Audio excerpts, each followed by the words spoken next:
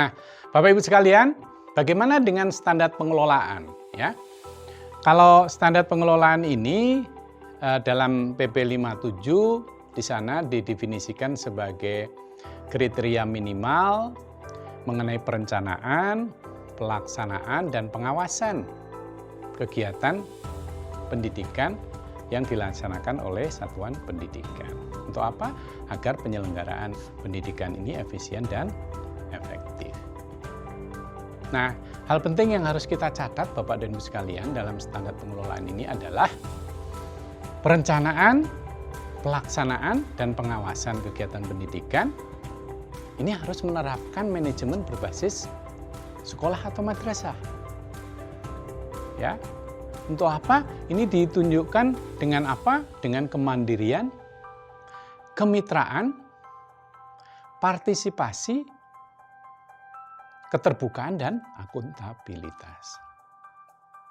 Nah, tadi kan ada perencanaan, ada pelaksanaan, dan pengawasan.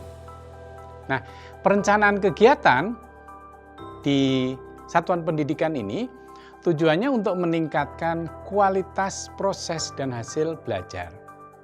Tentu secara berkelanjutan, berdasarkan apa? Berdasarkan evaluasi diri. Dalam hal ini evaluasi diri madrasah untuk yang di madrasah. Kemudian hasil evaluasi ini, hasil perencanaan ini dituangkan dalam suatu dokumen yang disebut dengan rencana jangka pendek, yaitu tahunan, dan juga rencana kerja jangka menengah yang dibuat 4 tahunan. Nah, setelah perencanaan, kemudian pelaksanaan. Nah, pelaksanaan kegiatan ini adalah tindakan, ya.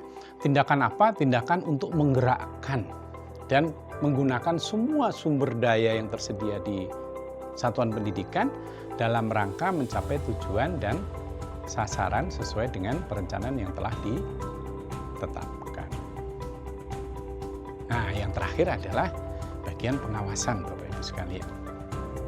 Jadi pengawasan kegiatan pendidikan ini adalah kegiatan pemantauan, ya. Kita tahu bersama kegiatan pemantauan, supervisi, serta evaluasi secara berkala.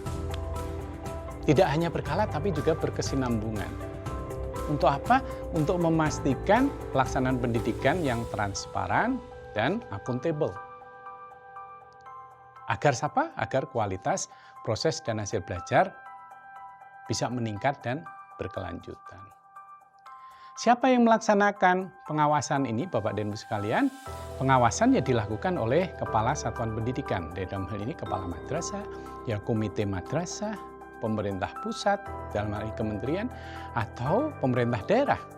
Kalau di Kementerian Agama ini ya termasuk Kanwil Kemenak Provinsi dan Kantor Kemenak Kabupaten Kota.